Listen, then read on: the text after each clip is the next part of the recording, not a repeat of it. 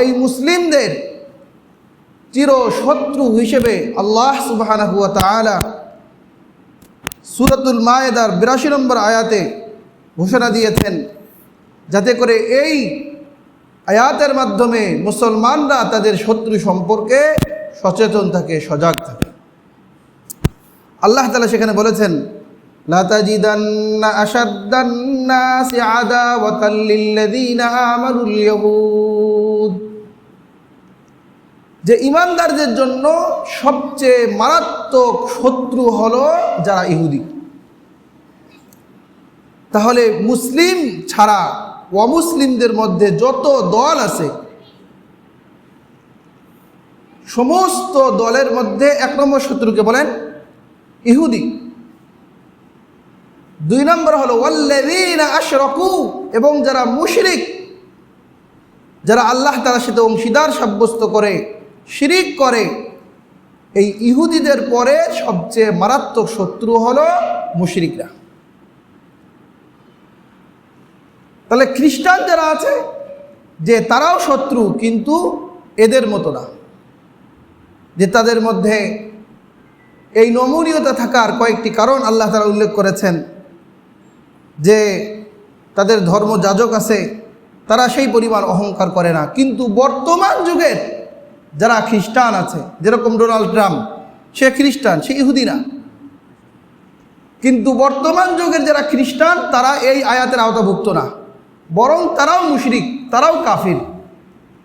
আল্লাহ রসুলের যুগে যেরকম খ্রিস্টানরা ছিল, ওই আহলে কিতাব মানে কিতাবধারী খ্রিস্টান এখন আর কি নেই, বরং আল কুফরু মিল্লাতুন ওয়াহিদা, যে মুসলিম নিধনের জন্য, মুসলিমকে দুনিয়ার থেকে নিষ্পেষিত করবার জন্যে, নিশ্চিহ্ন করবার জন্যে সমস্ত কাফের গোষ্ঠী এখন এক।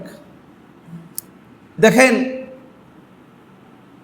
এই গাজায় যে বর্বরচিত আক্রমণ চলতেছে, অমানবিক নির্যাতন, যারা আমাদেরকে দিন রাত মানবিকতার সবক দেয়, মানবিকতা শিখায়, মনুষ্যত্ব শিখায়, কিন্তু তাদের এই কথা, তাদের বুলি, এগুলো হলো পুঁথি পাঠের মতো।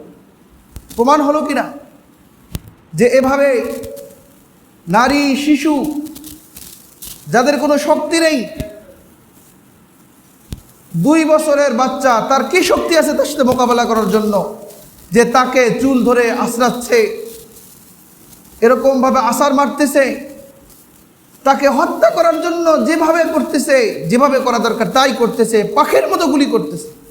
এগুলো মানুষ সিনেমা, নাটক দেখছে, কিন্তু এটা বাস্তব চিত্র, যে একটা ছেলেকে বাড়ির থেকে, ঘর থেকে ধরে নিয়ে এসে পাখির মতো গুলি করে হত্যা করতেছে। যে বুমিং করতেছে, যে সেখান থেকে বিল্ডিংয়ের সাথে সাথে মানুষ উড়ে যাচ্ছে পশু পাখির মতো, দেখা যাচ্ছে মানুষ পশু পাখিকে যেরকম আকাশে দেখে, ওই রকম এখন মানুষের অঙ্গ প্রত্যঙ্গ আকাশে দেখা যায়। এই যে একটা বিভৎস চিত্র, এই চিত্রগুলো তারা দেখতেছে না, যারা মানবিকতার সবক শুনে তারা দেখতেছে না, বরং তারাই এটার মাস্টার মাইন্ড, যে তারাই এগুলো করবার জন্যে তাদেরকে উদ্বুদ্ধ করতেছে, তারাই সহযোগিতা করতেছে, তারাই অস্ত্র দিচ্ছে। সুতরাং শত্রু চিনতে হবে, মুসলমানদের শত্রুকে চিহ্নিত করতে হবে।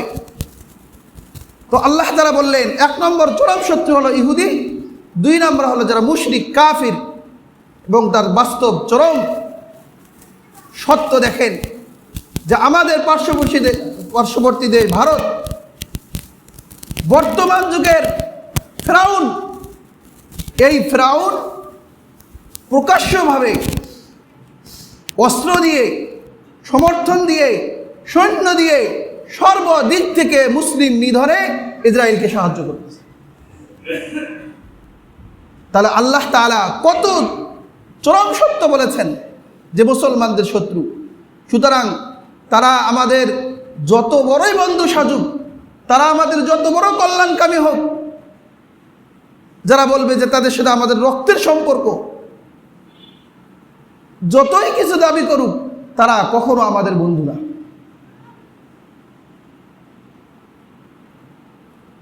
ফিলিস্তিন তো অনেক দূরে, আমাদের একদম বাড়ির পাশে প্রতিবেশী সেই মুসলিমরা তো ভালো নেই। তাদের জমি দখল করবার জন্যে, তাদের হক সেটাকে গসব করার জন্যে, অপহরণ করবার জন্যে যা করা দরকার তাই করতেছে। তো এজন্য মুসলমানদের শত্রুকে চিহ্নিত করতে হবে। এই ইহুদি জাতি একটা অভিশপ্ত জাতি এবং বেয়াদব জাতি। তারা আল্লাহ তাআলার সাথে যে সমস্ত বেয়াদবি করেছে, অন্য কোনো জাতি সেরকম বেয়াদবি করেনি। আমি কয়েকটা বিষয় শুধু সংক্ষিপ্ত করে উল্লেখ করে ধরব যে ইহুদি, এদের বংশধারা এসেছে হযরত ইয়াহইয়া আলাইহিস সালাম, তার ছেলে ইয়াকুব আলাইহিস সালাম, ইয়াকুব আলাইহিস সালামের বড় ছেলে ইহুদা বা ইহুদা, এই তার বংশধর থেকেই এই ইহুদি জাতি। তো তারা জন্মসূত্রে হিংসুক। তাদের একটা প্রত্যাশা ছিল যে শেষ নবী, ফজিলতপূর্ণ শ্রেষ্ঠ নবী, সে আসবে আমাদের বংশধর থেকে, ইব্রাহিম আলাইহিস সালামের দুই পুত্র ইসমাঈল আলাইহিস সালাম এবং ইসহাক আলাইহিস সালাম। তো তারা যেহেতু ইসহাকের বংশধর, তাদের প্রত্যাশা ছিল যে শেষ নবী আসবে কার বংশধর থেকে? ইসহাক আলাইহিস সালামের থেকে। কিন্তু শেষমেশ যখন দেখলো যে ইসহাকের বংশধর থেকে আসে নাই, আমাদের নবী হলো ইসমাঈল আলাইহিস সালামের বংশধর থেকে আসছে, জবিউল্লাহর বংশধর থেকে আসছে, এই প্রতিহিংসায় তারা ঈমান আনে না। সব কিছু জানে, সব কিছু বুঝে, এবং এই নবীকে তালাশ করবার জন্য সারা দুনিয়া ঘুরে তারা শেষ পর্যন্ত মদিনা স্থান গেড়েছিল। কিন্তু যখন সত্য প্রমাণিত হয়েছে, নবী আলাইহিস সালামের প্রতি ঈমান আনে নাই। তাকে হত্যা করবার জন্য যত ষড়যন্ত্র করা দরকার তা করেছে। মুসলমানদেরকে নিশ্চিহ্ন করবার জন্য কাফেরদের সঙ্গে তারা হাত মিলিয়েছে, ঐক্য পরিষদ গঠন করেছিল, কিন্তু ঈমান আনে নাই। এক নম্বর, তারা হিংসুক জাতি। এবং আল্লাহ তাআলা তাদের উপরে যে লাঞ্ছনার ছাপ মেরে দিয়েছেন, ওদরিবাত আলাইহিমুল যিল্লাতু ওয়াল মাসকানাহ, কোরআনের মধ্যে আল্লাহ তাআলা বলে দিয়েছে, এদেরকে আল্লাহ তাআলা ফিরআউন থেকে নিষ্কৃতি দিলেন, গোলামীর জিনজির থেকে তাদেরকে নিষ্কৃতি দিলেন। সেটার জন্য শুকরিয়া আদায় করার দরকার ছিল। বরং এর বিপরীতে তারা তো মুসা আলাইহিস সালামের তাওরাতের প্রতি ঈমান আনলো না, আল্লাহ তাআলার প্রতি পরিপূর্ণ বিশ্বাস রাখলো না, বরং তারা কঠিন কঠিন কিছু শর্ত আরোপ করে দিল। এক নম্বর, যখন মুসা আলাইহিস সালাম আল্লাহ তাআলার কাছে গেলেন, সেখানে 40 দিন অবস্থান করলেন। এর মধ্যে সামিরি নামক একজন ইসরায়েলি, সে বাসুর বানিয়ে মানুষকে মূর্তি পূজা লাগিয়ে দিয়েছে। নাউযুবিল্লাহ। আল্লাহ তাআলা শাস্তি দিয়েছে, আন তাকুল আলা মিসাস, মরণ পর্যন্ত সে বলবে যে আমাকে কেউ স্পর্শ করবে না, তাকে কেউ স্পর্শ করবে না, তার একটা শাস্তি। তো তারা বাসুর পূজায় লিপ্ত। এবং যখন কিতাব নিয়ে আসলো যে তোমরা কিতাব মানো, তো তারা বলল যে যতক্ষণ পর্যন্ত আমরা সচক্ষে আল্লাহ তাআলাকে দেখব না, ততক্ষণ পর্যন্ত আপনার কথা আমরা ঈমান আনবো। নাউযুবিল্লাহ। এইভাবে মুসা আলাইহিস সালামের প্রতি অবিশ্বাস, আল্লাহ তাআলার প্রতি অকৃতজ্ঞতা। তো আল্লাহ তাআলা বলে দিয়েছে, ওয়াদরিবাত আলাইহিমুল যিল্লাতু ওয়াল মাসকানাহ ওয়া বাউ বিগদাবিন মিনাল্লাহ। তারা পৃথিবীতে যেখানেই ফিরুক, যেখানেই থাকুক, আল্লাহ তাআলার পক্ষ থেকে লানত, অভিশাপ তাদের উপরে লেগেই থাকে। এজন্য পুরা দুনিয়াতে তাদের কোনো ঠাঁই হয়নি। যে কোনো অঞ্চলে গেছে, যে কোনো অঞ্চল থেকে তাদেরকে মানুষ বিতাড়িত করছে। এখন এই মুসলমানদের উপরে ফিলিস্তিনে এসে তারা শরণার্থী হয়ে এসে জায়গা নিয়ে থেকে পরবর্তীতে তাদের ঘর থেকে তাদেরকে ধাক্কা দিয়ে বের করে দিয়ে তারা জারজ রাষ্ট্র কায়েম করেছে, ইসরায়েলের রাষ্ট্র। ঐতিহাসিকরা বলেছেন যে 1945 খ্রিস্টাব্দের আগে ইসরায়েল নামে কোনো রাষ্ট্র ছিল না, এরকম কোনো রাষ্ট্র ছিল না। সুতরাং এই রাষ্ট্রকে এখনো অনেক রাষ্ট্র বৈধতা দেয়নি। তো এই যেটা জারজ রাষ্ট্র, আর এই জারজদের সাথে যাদের সম্পর্ক, তারাই শুধু তাদেরকে সমর্থন দিয়েছে। সম্মানিত হাজিরিন, এজন্য ইহুদিরা যে বেয়াদব, তাদের গাদ্দারি, ওয়াদা খেলাফি, এ সম্পর্কে আল্লাহ তাআলা বিভিন্নভাবে উল্লেখ করেছেন। সূরাতুল বাকারার মধ্যে তাদের এই কুকর্ম প্রায় 12টি উল্লেখ হয়েছে। আমি কয়েকটি উল্লেখ করতেছি। 1 নম্বর তো বললাম যে বাছুর পূজা করা। এরপরে এসেছে যে তারা আল্লাহ তাআলার সঙ্গে কুফরি করার জন্যে মুসা আলাইহিস সালামকে বলল যে লান নুমিনা লাকা হাত্তা নারাল্লাহ জাহরা, প্রকাশ্যভাবে যতক্ষণ পর্যন্ত আমরা আল্লাহ তাআলাকে দেখব না ততক্ষণ পর্যন্ত লান নুমিনা লাক, আমরা আপনার প্রতি ঈমান আনব না। তো আল্লাহ তাআলা ফাআখাযাতুকুমুস সাইকা ওয়া আনতুম তানজুরুন, এরপর তাদেরকে শাস্তি দিলেন, একটা ফেরেশতা দিয়ে চিৎকার দিয়ে আওয়াজ পাঠিয়ে দিলেন। তখন তারা এরকম তাকিয়েছিল, আর কোনো কিছু করার ছিল না। এরপরও তাদেরকে নিয়ে আসলেন, তাদেরকে বলা হলো যে এই ফিলিস্তিন কওমে আমালেকাদের বিরুদ্ধে যুদ্ধ করতে যাও, তোমাদের ভূমি তোমরা উদ্ধার করো। তারা যাবে না। তো আল্লাহ তাআলা তাদেরকে শাস্তি স্বরূপ ময়দানে তিহ, সেখানে 40 দিন বা আরও বেশি সময় অবস্থান করাইলেন। তো অবস্থান করা তাদেরকে মান্না এবং সালোয়া দিয়ে ইহসান করলেন। ওয়াযাল্লাল্না আলাইকুমুল গামামা ওয়া আনজালনা আলাইকুমুল মান্না ওয়াস সালওয়া। আল্লাহ বলেন যে আমি তোমাদেরকে মেঘের ছায়া দিলাম এবং তোমাদের প্রতি মান্না এবং সালওয়া অবতীর্ণ করলাম। সকালে শিশির ধরনের খাবার চলে আসে, ঘাসের উপরে পড়ে থাকে, পাতার মধ্যে থাকে, আর সন্ধ্যাবেলায় পাখি এসে ভুনা হয়ে তাদের সামনে উপস্থিত হয়। সুবহানাল্লাহ, এত সুন্দর খাবার যে কুলু মিন তাইয়্যিবাত মা রাযাকনাকুম ওয়া মা যালামুনা ওয়ালাকিন কানু আনফুসাহুম ইয়াযলিমুন। এত কিছু ইহসানের পরও তারা তাদের নিজেদের উপরেই মাত্র জুলুম করেছে। এর উপরে এই অন্যায় অন্যের উপরে করতে পারেনি। এই খাবার খাইতে খাইতে এখন তাদের অবাধ্যতা আরও বেড়ে গেল। এখন মুসা আলাইহিস সালামকে বলতেছে ওয়াইদ কুলতুম ইয়া মুসা লান নাসবিরু আলা তুআমিন ওয়াহিদ, হে মুসা, আমরা এই এক খাবার, সকালে এক খাবার, শিশির ধরনের, বিকালে বুনা গোশত, এই খাবারে আমরা ধৈর্য ধারণ করতে পারবো না। এক খাবার আর ভালো লাগে না। ফাদউ লানা রাব্বাকা ইউখরিজ লানা মিম্মা তুনবিতুল আরদু মিন বাকলিহা ওয়া কিসাইহা ওয়া ফুমিহা ওয়া আদাসিহা ওয়া বাসালিহা, আপনি আপনার রবের কাছে দোয়া করুন, তিনি এই জমিনে উৎপন্নকৃত যে খাবার এগুলো আমাদেরকে দেখ, পেঁয়াজ, রসুন, মুসুর ডাল, কাকড়ি, শশা, ক্ষীরা, যে এই জাতীয় সবজি আমাদেরকে। তাহলে ওই খাবার তাদের ভালো লাগলো না। এখানে অবাধ্যতা করে আল্লাহ তাআলা তারা বলে ঠিক আছে। তো মুসা আলাইহিস সালাম এতটুকু বললো যে আতাসতাবদিলুনাল্লাযী হুয়া আদনা বিল্লাযী হুয়া খায়র, যে আল্লাহ তাআলা তোমাদেরকে যে শ্রেষ্ঠ খাবার দিয়েছে, তোমরা এই শ্রেষ্ঠ খাবারের চেয়ে অশ্রেষ্ঠ নিকৃষ্ট খাবার তোমরা চাইলে, যাও। তাদের কৃষি কাজ দিয়ে দিলেন। আল্লাহ তাআলা তাদেরকে পরীক্ষা করবার জন্য আমাদের যেরকম সাপ্তাহিক একটা জামায়াতের দিন, জুমার দিন, এটা ইবাদতের দিন হিসেবে আল্লাহ তাআলা আখ্যায়িত করেছেন, শ্রেষ্ঠ দিন হিসেবে সপ্তাহের মধ্যে, তাদের জন্য করেছিলেন শনিবারের দিন। তো শনিবারে তাদের উপার্জন করা, আমরা তো উপার্জন যদি করতে পারি, আমাদের কাজ করতে পারি, সেদিন তাদের সারাদিন ইবাদত করতে হবে, অন্য কোনো কাজ করতে পারবে না।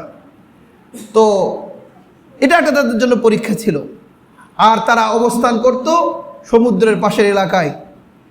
তো আল্লাহ তাআলা ওই সমুদ্রের মধ্যে অনেক মাছ দিত। তারা প্রত্যেক দিন মাছ শিকার করে। তো শনিবারে মাছ শিকার করা কি ছিল? নিষেধ ছিল ইবাদতের দিন হিসাবে। কিন্তু পরবর্তীতে তারা হিলা করলো যে যখন মাছ সামনে চলে আসে ওই মাছটাকে তারা বেঁধে রাখে। ওই যে মাছ যারা মারে উঁচার থেকে কিছু পানি থেকে বেঁধে রাখি দেয়, রাস্তা দিয়ে দেয়, এখানে বসে থাকবে, পরবর্তীতে আটকায় রাখে, পরবর্তী দিন তারা কী করে শিকার করে। একাই তো হলো, কিছুদিন হিলা করলো, পরবর্তীতে প্রকাশ্যভাবেই তারা শনিবারেই মাছ শিকার করা শুরু করলো। তো আল্লাহ তাআলা তাদেরকে এজন্য শাস্তি দিলেন। আর তখন বললেন ফালাম্মা আতাউ আম্মা আনহু আনহু, যে যখন তারা নিষিদ্ধ কাজে উদ্যত সহকারে করতে লাগলো, তখন আল্লাহ বললেন কুনু কিরাদাতান খাসিইন, যাও তোমরা লাঞ্ছিত বানর হয়ে যাও। ওই সমস্ত মানুষদেরকে আল্লাহ তাআলা অপমানিত বানর বানায় দিয়েছে। ওই বানরগুলো 3 দিন পরে মারা গেছে। বানর মানে যে একদম বানর, কিন্তু ওই তাদের পরিচিত লোকদেরকে চিনত, গিয়ে কান্নাকাটি করত। যারা মুমিন ছিল ওদের মধ্যে 3 দল হয়েছিল। তো যারা আল্লাহ তাআলার সঙ্গে অবাধ্যতা করেছে, আল্লাহ তাআলা তাদেরকে দুনিয়াতেই ভাবে কি দিয়েছে? শাস্তি দিয়েছে। এরপরে তাদের অবাধ্যতা সম্পর্কে এসেছে যে মুসা আলাইহিস সালামের প্রতি তারা অপবাদ আরোপ করেছিল। তারা বেহায়া জাতি, সমুদ্রের পাড়ে গোসল করত সবাই উলঙ্গ হয়ে, কাপড় চোপড় খুলে সবাই একসঙ্গে উলঙ্গ হয়ে কি করে? গোসল করে। এখন ওদের সঙ্গে মুসা আলাইহিস সালাম কেন গোসল করে না? এই জন্য মুসা আলাইহিস সালামের অপবাদ লাগাই দিয়েছিল যে তার এক শিরার রোগ আছে, নাউজুবিল্লাহ, কিংবা তার কোনো কুষ্ঠ রোগ আছে, চামড়াজনিত কোনো সমস্যা আছে, এই জন্য সে আমাদের সঙ্গে গোসল করে না। তো আল্লাহ তাআলা পরবর্তীতে যে কোনো একটা ঘটনা কেন্দ্র করে আল্লাহ তাআলা মুসা আলাইহিস সালামকে মুক্ত করে দেখিয়েছেন। এজন্য আল্লাহ তাআলা আমাদেরকে নির্দেশ দিয়েছেন, ইয়া আইয়ুহাল্লাযীনা আমানু লা তাকুনু কাল্লাযীনা আযাউ মূসা ফাবাররাহুল্লাহু মিম্মা ক্বালু। যে মুসা আলাইহিস সালামকে বনী ইসরাঈলরা যেরকম কষ্ট দিয়েছিল, তোমরা আমার নবীকে কষ্ট দিও না, এই জাতীয় আচরণ করে কষ্ট দিও না। ফাবাররাহুল্লাহু মিম্মা ক্বালু, তারা যা বলতো আল্লাহ তাআলা মুসা আলাইহিস সালামকে মুক্ত করে দেখিয়েছেন যে মুসার মধ্যে কোনো সমস্যা নেই। শুধু কি যে মুসা আলাইহিস সালাম লজ্জাশীল ব্যক্তি ছিলেন, আর এরা ছিল কি? বেহায়া। এই ইহুদি, এই জাতি, তারা মারিয়াম আলাইহিস সালামকে ব্যভিচারিণী হওয়া সম্পর্কে অপবাদ আরোপ করেছিল। আল্লাহ তাআলা কালিমাতুল্লাহ, আল্লাহ তাআলা নিদর্শন প্রকাশ করবার জন্যে যে আল্লাহ তাআলা পিতা মাতা ছাড়াও সন্তান দিতে পারেন, যে পিতা ছাড়াও সন্তান দিতে পারেন, আল্লাহ তাআলা সমস্ত কিছু কারণেওয়ালা, কুদরতওয়ালা, এটা প্রকাশ করার জন্য কোনো না কোনো মাধ্যম তো লাগবে। তো আল্লাহ তাআলা প্রিয় পাত্রীকে বেছে নিয়েছেন মারিয়াম আলাইহিস সালামকে। তার পবিত্রতা সম্পর্কে আল্লাহ তাআলা নিজেই বলেছেন, ওয়াল্লাতী আহসানাত ফারজাহা। তো এই পুত পবিত্র মুহসিনা একজন সতী সাধবী নারীকে তারা জিনাকারিনী, ব্যভিচারী হওয়ার ব্যাপারে অপবাদ আরোপ করেছিল এবং ঈসা আলাইহিস সালামকে হত্যা করবার জন্যে তারাই ষড়যন্ত্র করেছিল এবং তাদের দাবি যে তারা হত্যা করেছে। আল্লাহ তাআলা ওদের মধ্যেই ওই 12 জনের মধ্যে একজনকে মুসা আলাইহিস সালামের মতো করে দিয়েছে। এ সম্পর্কে সূরাতুন নিসার 157 নম্বর আয়াতে এসেছে, ওয়াকাউলিহিম ইন্না কাতালনাল মাসিহা ঈসা ইবনে মারইয়াম, যে তাদের উক্তি হলো যে আমরা ঈসা ইবনে মারইয়ামকে কাতালনা, কি করেছি? হত্যা করেছি। আল্লাহ বলেন, ওয়ামা কাতালুহু ওয়ামা সালাবুহু ওয়ালাকিন শুববিহা লাহুম, তারা তাকে হত্যাও করেনি, তাদেরকে শুলিতেও চড়ায়নি, বরং তাদের মতো সাদৃশ্যপূর্ণ করে দিয়েছে। তাদের মধ্যে একজনকে এরকম করে দিয়েছি, তাদেরকে ধরে তারা ফাঁসিতে ঝুলাই দিয়েছে, কিন্তু ঈসা আলাইহিস সালামকে তারা হত্যা করতে পারেনি। কিন্তু হত্যার কি করেছে? ষড়যন্ত্র করেছে, ঘিরে ফেলেছে। আল্লাহ তাআলার সঙ্গে বেয়াদবি। ওই যে যখন তারা ওখান থেকে ফিরে আসলো ময়দানে তিহ, কওমে আমালেকের বিরুদ্ধে যুদ্ধ করতে গেল না, বাছুর পূজা করলো।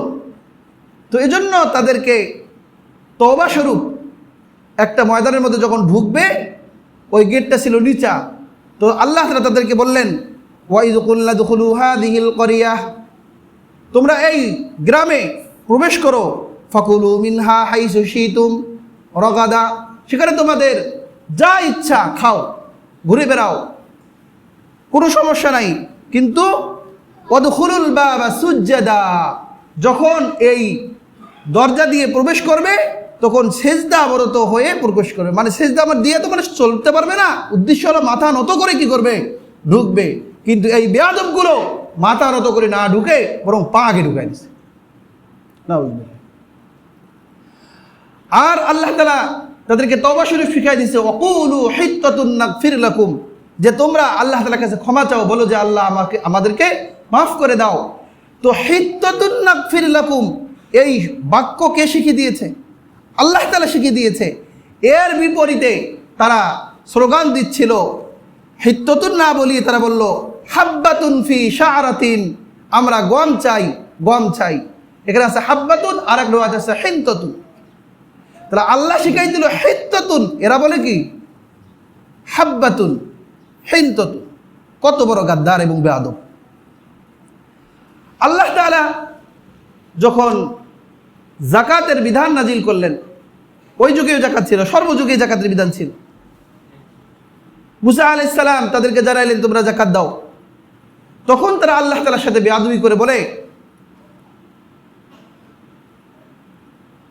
লাকাদ সামিআ আল্লাহু কাওলাল্লাযীনা ক্বালু ইন্নাল্লাহা ফাকীরু ওয়া নাহনু আগনিয়া। বলে যে আল্লাহ ফকির হয়ে গেছে, নাউযুবিল্লাহ। ওয়া নাহনু আগনিয়া, আমরা ধনী, আমাদের থেকে আল্লাহ যাকাত চায়। দেখছেন কত বড় বেয়াদব। আমরা ধনী, আল্লাহ আমাদের থেকে কি চায়? যাকাত চায়। নাউযুবিল্লাহ, আল্লাহ হলো কি ফকির। আল্লাহ বলেন লাকাদ সামিআ আল্লাহ, তোমাদের এই কথা আল্লাহ তাআলা শুনেছে। সানাকতুবু মা ক্বালু, তারা যা বলেছে আমি অচিরেই লিখব। ওয়া কাতলাহুমুল আমবিয়া বিগাইরি হক, আর এটাও লিখব যে তারা অন্যায়ভাবে নবীদেরকে হত্যা করেছে। শত শত হাজার হাজার নবীদেরকে তারা নিজ হাতে জবাই করেছে। নাউযুবিল্লাহ। যে কেন জবাই করত? ওই যে নবীদের সঙ্গে তাদের কথা বলতো না, নবীরা যে আদেশ করত, এরা তো গাদ্দার জাতি, তাদের সঙ্গে কথা বলতো না, তখন নবীদেরকে জবাই করে দিত, হত্যা করে দিত।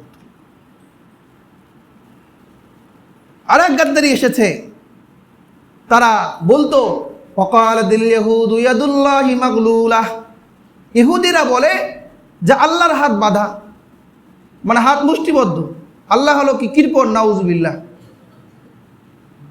তো আল্লাহ বলেন গুল্লাত আইদিহিম, বরং আল্লাহর হাত বাঁধা না, বরং তাদের হাতেই বাঁধা। মানে তারা তো না দেওয়ার জন্য এই সমস্ত কিছু বলতেছে। ওয়ালুইনু বিমা ক্বালু, এবং তারা এই সমস্ত বেয়াদবিমূলক আচরণ করার কারণে তারা চিরতর অভিশপ্ত। বাল ইয়াদাহু মাবসুতাতান, বরং আল্লাহ তাআলা হাতেই তো প্রসারিত। আল্লাহ তাআলা সারা দুনিয়ার মানুষকে খাওয়াই দিয়েছে, পড়াই দিয়েছে। ইউনফিকু কাইফা ইয়াশা, যেভাবে ইচ্ছে তিনি খরচ করতেছেন। এইভাবে তাদের আরো বেয়াদবি, যে যখন ওই কওমে আমালেকার বিরুদ্ধে জিহাদ করার জন্য আল্লাহর নির্দেশ আসলো, তো মুসা আলাইহিস সালাম তাদেরকে বলল ইয়া মুসা লান নাদখুলাহা আবাদাম মা দামু ফিহা ফাযহাব আনতা ওয়া রাব্বুক ফাকাতিলা ইন্না হাহুনা কাঈদুন। তারা বলল, সূরা মায়েদার 24 নম্বর আয়াত, যে হে মুসা, আমরা এখানেই বসে থাকব যতক্ষণ কোনো কিছু ফায়সালা হয় নাই। আমরা এখানেই বসে পড়লাম, এখানেই থাকলাম, আমরা সেখানে যাব না। ফাযহাব আনতা ওয়া রাব্বুক, যে যুদ্ধ করার দরকার হয় তুমি যাও আর তোমার রব যাও। নাউযুবিল্লাহ, কত বড় দৃষ্টিপূর্ণ আচরণ। আনতা ওয়া রাব্বুক ফাকাতিলা, তোমরা দুইজনে জিদ্দ জিহাদ করো, আমরা এখানে বসে পড়লাম। যে এইভাবে তারা শুরুর থেকেই আল্লাহ তাআলার সঙ্গে, নবীদের সঙ্গে বেয়াদবি করে আসছে। হযরত জাকারিয়া আলাইহিস সালামকে তারা হত্যা করছে। ইহইয়া আলাইহিস সালাম, তিনি তো জীবনে বিয়ে করছেন না, যুবক অবস্থায় এই বেটারে হত্যা করে দিয়েছে। আরো কত নবীকে যে হত্যা করেছে তার কোনো হিসাব নেই। তো এই জাতি সর্বযুগেই অভিশপ্ত জাতি এবং বেয়াদব জাতি, এবং আমাদের নবীকে হত্যা করবার জন্যে কত যে চেষ্টা করেছে। কোনো এক কারণে একবার তাদের সঙ্গে কথা বলার দরকার ছিল। ইহুদিদের অঞ্চলে নবী আলাইহিস সালাম গিয়েছেন, সাথে আবু বকর ছিল। তাকে একটা দেয়ালের নিচে বসতে দিছে, পেছনে আর কিছু ইহুদিকে উপরে উঠাই দিয়েছে পাথর নিয়ে, তাদেরকে পাথরটা নবী আলাইহিস সালামের মাথার উপরে ছেড়ে দেয়। আর বড় পাথর যদি মানুষের মাথার উপরে পড়ে, সেই মানুষটা বাঁচার কথা। জিবরিল আলাইহিস সালাম এসে, এক রিওয়ায়াতে এসেছে পাথর নিজেই কথা বলে দিয়েছে, আর এক রিওয়ায়াতে এসেছে যে জিবরিল আলাইহিস সালাম তিনি আল্লাহ রসুলকে জানাই দিয়েছেন, পরবর্তী সেখানে সরে গেছে। এক ইহুদি নারী আল্লাহ রসুলকে খাওয়ার জন্য দাওয়াত করেছিল। আল্লাহ রসুল ইহুদিদের বাড়িতে দাওয়াত খাইতেন। দাওয়াত দেওয়ার, তাদের বাড়িতে যাওয়ার উদ্দেশ্য এটা থাকতো যে তারা যদি আমাকে মহব্বত করে ভালোবাসে, আমি তাদেরকে গিয়া সৎ কাজের আদেশ করবো, অসৎ কাজের নিষেধ করবো, ইমানের দাওয়াত দিব, তাদের কাজে এটা। তো ছাগল জবাই করে গোশত সামনে দিয়ে দিয়েছে, ওই গোশতের মধ্যে বিষ মিশ্রিত করে দিয়েছে, নাউযুবিল্লাহ। তো সাহাবী যে যিনি সঙ্গে ছিলেন, সে খাওয়ার পরে বিষক্রিয়া সে হত্যা মারা গেছে। নবী আলাইহিস সালাম চিবাইতেছিলেন, এর মধ্যে আল্লাহ তাআলা জিবরিলের মাধ্যমে জানাই দিয়েছেন, কিন্তু বিষক্রিয়া কিছু ভিতরে চলেই গেছে। এর 3 বছর পরে ইন্তেকাল করেছেন নবী, যে ইন্তেকালের সময়ও ওই বিষক্রিয়া নবী আলাইহিস সালামের উপরে হয়েছে। আয়েশা রাদিয়াল্লাহু থেকে বর্ণনা আছে যে আমাকে ওই যে বিষ খাওয়ানো হয়েছিল, ওইটার আসর প্রভাব ওটা এখনও আমি অনুভব করতেছি, মৃত্যুর আগে নবী আলাইহিস সালাম যখন জাকান্দানির মধ্যে ছিলেন।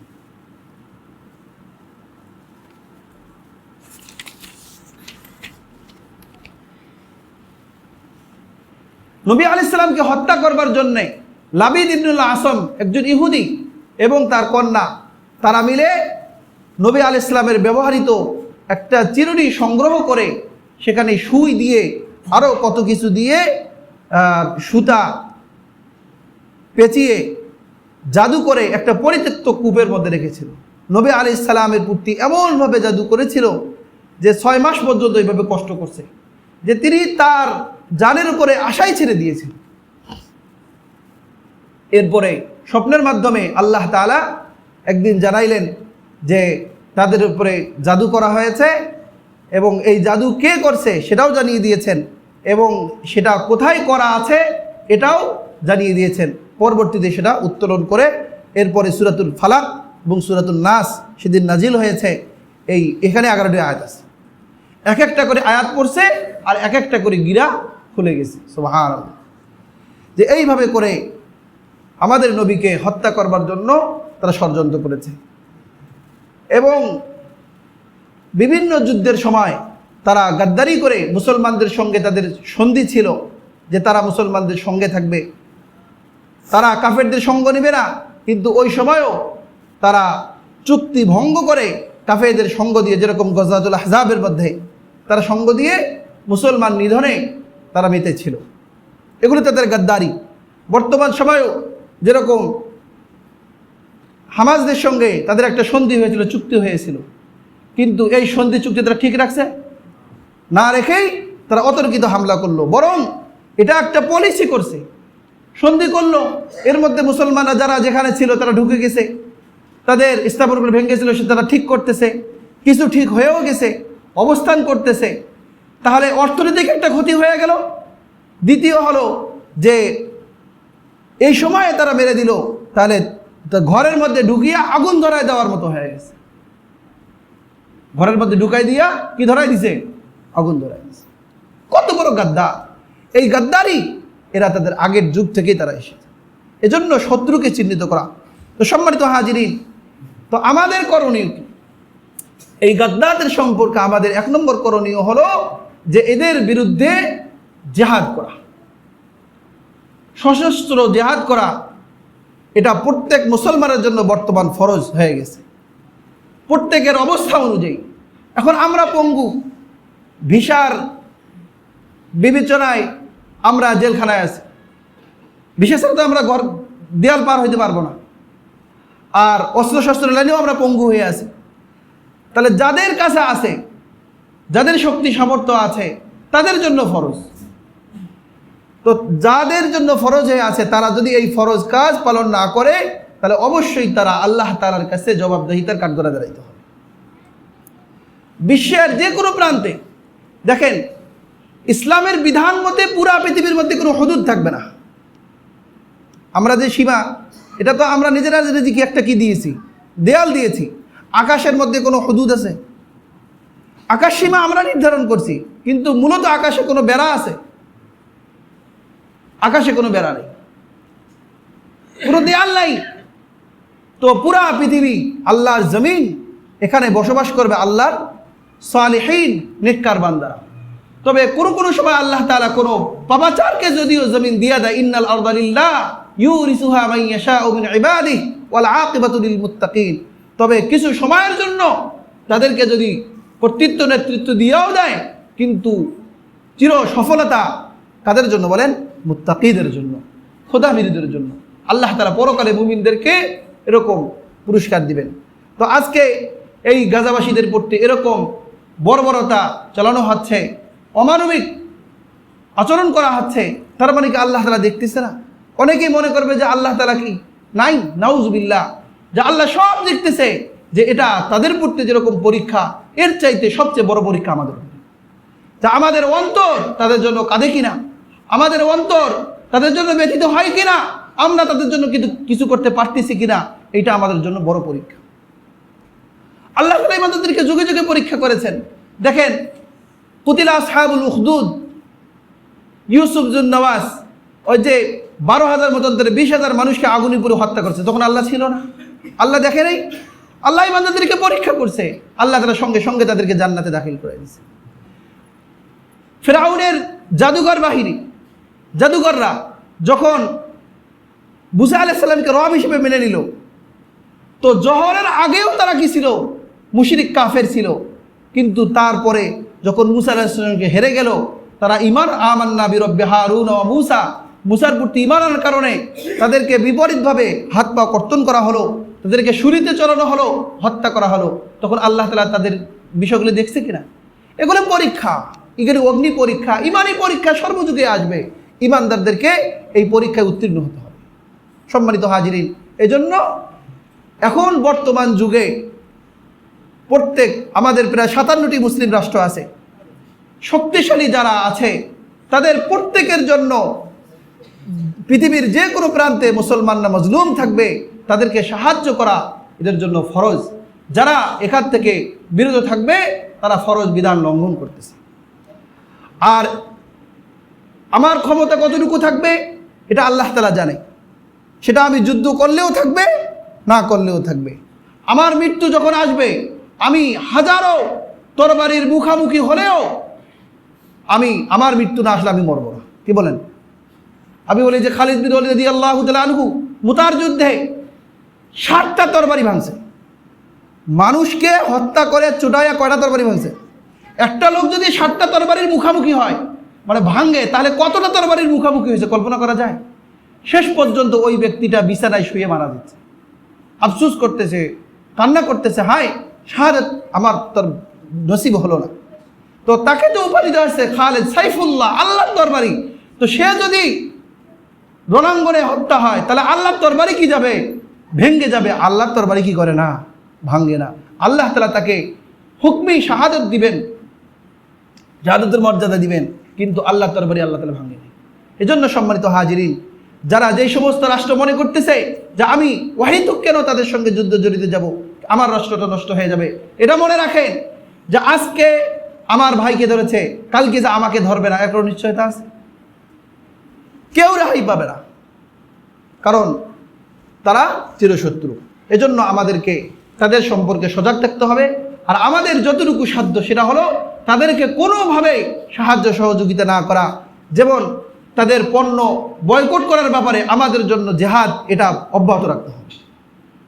একটু কষ্ট হবে বলে এটা ভালো ব্র্যান্ডের, এটা পড়তে ভালো লাগে, এটা ব্যবহার করতে ভালো লাগে, আমাদের বাংলাদেশি পণ্য যদি 2 টাকা বেশিও নেয়, সেই টাকাটা দেশেই থাকতেছে, আমার কষ্ট হলেও আমি ইহুদি কোনো বিজাতিকে, কোনো কাফেরকে সহযোগিতা করব। এ সম্পর্কে ফেরাউন সে যে এরকম হত্যাযজ্ঞ চালিয়েছে, মুসা আলাইহিস সালাম তাদের আল্লাহ তাআলার কাছে দোয়া করছে, রব্বানা তমিস আলা আমওয়ালিহিম ওয়াশদুদ আলা কুলুবিহিম, যে তাদের সম্পদকে ধ্বংস করে দাও। তাহলে আর্থিকভাবে কাউকে পঙ্গু করা, এইগুলো আগের থেকেই আছে এবং এটা একটা সক্রিয় কাজ।